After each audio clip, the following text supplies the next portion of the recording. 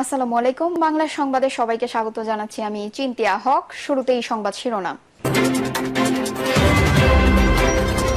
কোনো রাজনৈতিক দলের প্রতি বিএনপির বিদ্বেষ নাই, বলছেন মেজর হাফিজ। এদিকে হাসিনা ও আওয়ামী লীগ সন্ত্রাসীদের বাংলাদেশে পুশ ইন করুন, দিল্লিকে নাহিদ। জানাবো, যিনি প্রধানমন্ত্রী হন তিনি পুরো রাষ্ট্রটা পকেটে ঢুকে স্টিম রোলার চালান। জানিয়ে দিব, নির্বাচনের তারিখ ঘোষণার বিষয়ে প্রধান উপদেষ্টার নির্দিষ্ট দিনের কথা বলেননি, বলছে জামায়াত। এবং সর্বশেষ জানাবো, অস্ত্র হ্যান্ডেলই করতে পারেন না, নিয়ে আসছিলেন কেন বাবরকে পাটোয়ারি। শুনছিলেন সংবাদ শিরোনাম, এবারে বিস্তারিত।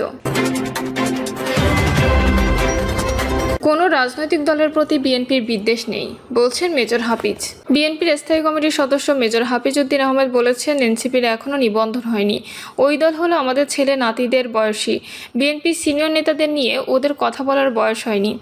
আমরা সবচেয়ে বড় রাজনৈতিক দল, কোনো রাজনৈতিক দলের প্রতি বিএনপির বিদ্বেষ নাই, এনসিপির প্রতিও নেই। মেজর হাফিজ উদ্দিন আহমেদ বলেন, আমরা যে গণতন্ত্রের জন্য লড়াই করছি, যে গণতন্ত্রের জন্য শহীদ আবু সাইদ জীবন দিয়েছেন, আমরা মনে করেছি এ অন্তর্বর্তীকালীন সরকার এসে সঙ্গে সঙ্গে গণতান্ত্রিক ব্যবস্থা চালু করবে। কিন্তু তারা নির্বাচন দিতে শুধু গড়িমসি করে। কিছু রাজনৈতিক দল আছে যাদের 2-3 জন ছাড়া কোনো লোক নাই, তারা এসে বড় বড় বক্তব্য দেয়, সংস্কারের কথা বলে নানা রকম বুদ্ধি দেয়। ছাত্র 2 জনকে উপদেষ্টা বানিয়েছে, তারা অনেক সংগ্রাম করেছে, কিন্তু তারা দ্রুত দুর্নীতির কাছে আত্মসমর্পণ করেছে। তিনি আরও বলেন, ছাত্ররা যারা দল গঠন করেছে এরা তো আমার নাতির বয়সী। এই দলটা উপরে উঠুক, এটা আমরা চাই। তারা প্র্যাকটিস করুক, একসময় তারা সরকার গঠন করতেও পারে। তাদের প্রতি আমাদের শুভকামনা থাকলো। তবে এত আগে বিএনপি সিনিয়র নেতাদের গালাগাল করার দরকার নাই। মেজর হাফিজ বলেন, বর্তমান সরকারের প্রধান উপদেষ্টা ডক্টর ইউনূস জগৎ বিখ্যাত ব্যক্তি। তার প্রথমে ইচ্ছা ছিল না, লন্ডনে আমাদের নেতা তারেক রহমানের সঙ্গে বৈঠকের পর এখন তিনি নির্বাচন দিতে চান। এরপরও কিছু কিছু উপদেষ্টা তাকে ভুল বোঝায়। এ সময় তিনি দলের নেতাকর্মীদের উদ্দেশ্য করে বলেন, আপনারা যদি ঐক্যবদ্ধ দলের প্রতি আনুগত্য থাকেন, ইনশাল্লাহ বিএনপি রাষ্ট্র ক্ষমতায় যাবে এবং জিয়াউর রহমানের স্বপ্ন স্বাধীন ও গণতান্ত্রিক বাংলাদেশ বিনির্মাণের জন্য আমরা সর্বশক্তি নিয়োগ করব। হাসিনা ও আওয়ামী লীগ সন্ত্রাসীদের বাংলাদেশে পুশ ইন করুন, দিল্লিকে নাহিদ।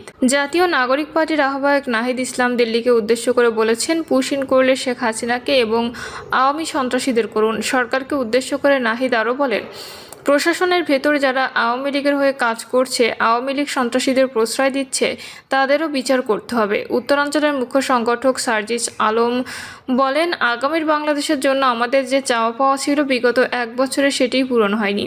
এজন্য দেশ গড়তে আমাদের জুলাই পদযাত্রা শুরু করতে হয়েছে। তিনি আরও বলেন, আমরা আর বাংলাদেশে কাউকে পীর মানব না। তিনি যদি 95টা কাজ ভালো করেন তাহলে ভালো বলবো, 5টি কাজ যদি খারাপ করেন তাকে খারাপ বলবো। এ সময় এনসিপি যুগ্ম আহ্বায়ক সামান্তা শারমিন বলেন, মাইলস্টোনের ঘটনার পেছনে কার কার হাত আছে সেটা আমরা জানতে চাই। কোন কর্পোরেট সংগঠন বা বাহিনীর সঙ্গে জড়িত আছে আমরা জানতে চাই। যিনি প্রধানমন্ত্রী হন তিনি পুরো রাষ্ট্রটা পকেটে ঢুকিয়ে স্টিম রোলার চালান। যিনি প্রধানমন্ত্রী হন তার হাতে সব ক্ষমতা, আর তিনি পুরো রাষ্ট্রটা পকেটে ঢুকিয়ে জনগণের উপর স্টিম রোলার চালান বলে মন্তব্য করেছেন গণসংহতি আন্দোলনের প্রধান সমন্বয়কারী জোনায়েদ সাকি। তিনি বলেন, আমরা বলেছি এই সংবিধান মহান মুক্তিযুদ্ধের উপর দাঁড়িয়ে রয়েছে, কিন্তু মুক্তিযুদ্ধের যে আকাঙ্ক্ষা ছিল সাম্য, মানবিক মর্যাদা, সামাজিক সুবিচার প্রতিষ্ঠা করা, তার জন্য গণতন্ত্র প্রতিষ্ঠা করা, সেই আকাঙ্ক্ষা সংবিধানে প্রতিফলিত হয়নি বলে সমস্ত ক্ষমতা একজন ব্যক্তির হাতে কেন্দ্রীভূত করা হয়েছে। জোনায়েদ সাকি বলেন, 2011 সালে যখন শেখ হাসিনা তত্ত্বাবধায়ক সরকার ব্যবস্থা বাতিল করে দিয়ে পঞ্চদশ সংশোধনী করল, তখনই পরিষ্কার বোঝা গেছে তারা আসলে একটি ফ্যাসিবাদী শাসন কায়েম করতে চান, একটা কর্তৃত্ববাদী স্বৈরাচারী শাসন কায়েম করতে চান। তিনি আরও বলেন, তাদের যে বাসনা নিজেদের শাসনকে চিরস্থায়ী বন্দোবস্তে পরিণত করা, সেই বাসনাকে সাহায্য করেছে আমাদের দেশের সাংবিধানিক স্বৈরতান্ত্রিক ক্ষমতা কাঠামো। এই কথা আমরা গণসংহতি কমিটির জন্মলগ্ন থেকে বলে আসছি। গণসংহতি আন্দোলনের প্রধান সমন্বয়কারী বলেন, এই শাসকরা আমাদের ভোটের অধিকার সহ সব অধিকার কেড়ে নিয়েছিল। আমরা দেখেছি কিভাবে তত্ত্বাবধায়ক ব্যবস্থা গিলে খাওয়ার চেষ্টা করা হয়েছে। বাংলাদেশের মানুষ সরাসরি 2011 সাল থেকে এই ফ্যাসিবাদী প্রবণতা ও স্বৈরতন্ত্র কায়েমের বিরুদ্ধে লড়াই করেছেন জানিয়ে তিনি আরও বলেন, আমরা 2011 সাল থেকে বলছি বাংলাদেশে একটা গণতান্ত্রিক সংবিধান প্রতিষ্ঠা না করে এই ফ্যাসিবাদী শাসন থেকে আমরা মুক্তি পাবো না। জোনায়েদ সাকি বলেন, 2014 সালে তামাশা নির্বাচনের পর থেকে বিরোধী দলের উপর হামলা, মামলা, গুম, খুন, অত্যাচারের কোনো সীমা ছিল না। 2018 সালের নির্বাচনের আগে আমরা বলেছি একটা নতুন জাতীয় সংসদ সনদ এবং একটা নতুন সামাজিক রাজনৈতিক চুক্তি ছাড়া বাংলাদেশে আর অগ্রসর হতে পারবে না। কারণ আমাদের রাষ্ট্ররা যে চুক্তিতে বলে আছে সেই চুক্তি দেশের বেশিরভাগ মানুষ ও দলকে রাজনৈতিক ব্যবস্থার বাইরে ছুঁড়ে ফেলেছে। বিদ্যমান ব্যবস্থা আর দেশের মানুষকে ঐক্যবদ্ধ রাখতে পারছে না জানিয়ে সাকি বলেন, 2018 সালের রাতের ভোটের নির্বাচনের পর সব দল বুঝতে সক্ষম হলো এই ব্যবস্থাকে টিকিয়ে রেখে আমরা আর অগ্রসর হতে পারবো না। নির্বাচনের তারিখ ঘোষণার বিষয়ে প্রধান উপদেষ্টা নির্দিষ্ট দিনের কথা বলেননি, বলছে জামায়াত। বাংলাদেশ জামায়াত ইসলামীর সহকারী সেক্রেটারি জেনারেল মাওলানা রফিকুল ইসলাম খান বলেছেন, নির্বাচনের তারিখ ঘোষণার বিষয়ে অন্তর্বর্তী সরকারের প্রধান উপদেষ্টা অধ্যাপক মোহাম্মদ ইউনূস নির্দিষ্ট কোনো তারিখ বা দিনের কথা বলেননি। রাজধানীর ফরেন সার্ভিস একাডেমিতে জাতীয় ঐকমত্য কমিশনের সঙ্গে রাজনৈতিক দলগুলোর দ্বিতীয় ধাপের 19তম দিনের বৈঠক হয়। বৈঠক শেষে সাংবাদিকদের সঙ্গে আলাপকালে রফিকুল ইসলাম খান এই কথা বলেন।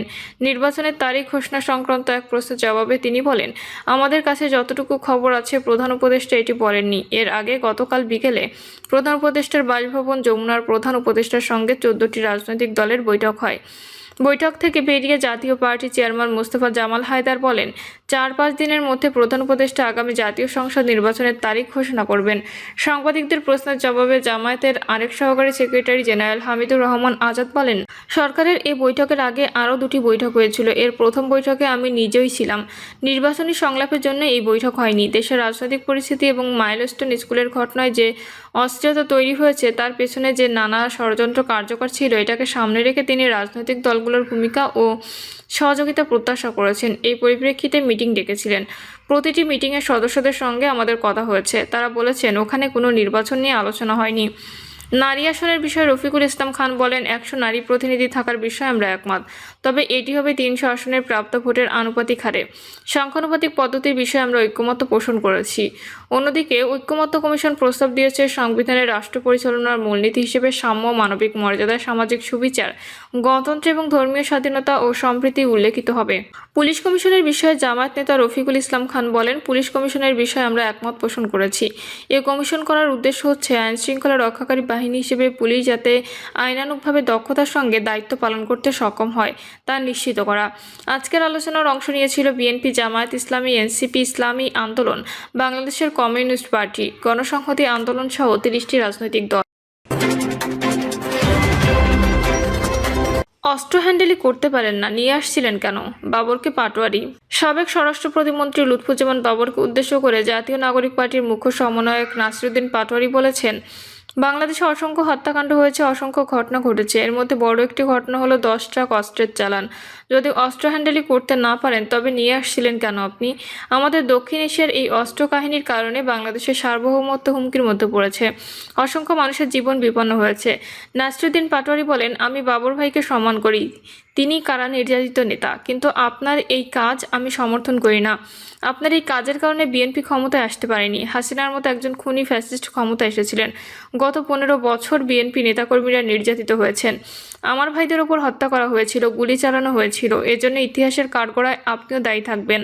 আমরা শান্তি চাই, আমরা অশান্তি চাই না বাংলাদেশে। আমরা মানুষের অধিকার চাই, মানবিক মর্যাদা চাই। তিনি বলেন, যার হাতে বিচারালয়ের ক্ষমতা, যার হাতে সংসদীয় ক্ষমতা, যার হাতে নির্বাহী ক্ষমতা, এজন্য আমরা পাওয়ার ব্যালেন্স চেক করার জন্য পিআর পদ্ধতিতে উচ্চকক্ষে নির্বাচন চেয়েছি। কিন্তু যারা ফ্যাসিস্ট ক্ষমতা কাঠামোতে থাকতে চায় তারা এ বিষয়ে জনগণকে ধোঁকা দেওয়ার চেষ্টা করছে। নাসিরুদ্দিন পাটোয়ারি বলেন, আমরা বিডিআর হত্যাকাণ্ড, শাপলা চত্বরের হত্যাকাণ্ড, বিএনপি, জামায়াতের অসংখ্য নেতাকর্মীর গুম খুনের বিচার চাইছি। যারা ভারতের এজেন্ডা বাস্তবায়নে মুসলমানদের উপর নিপীড়ন করেছে, আলেমদের জঙ্গি হিসেবে তকমা দিয়েছে, পাহাড়িদের অত্যাচার করেছে, তাদের বিচার করতেই হবে। প্রিয় দর্শক, এই ছিল এখনকার সর্বশেষ সংবাদ। আপডেট সব সংবাদ পেতে চ্যানেলটি সাবস্ক্রাইব করে বেল আইকনটি ক্লিক করে রাখুন।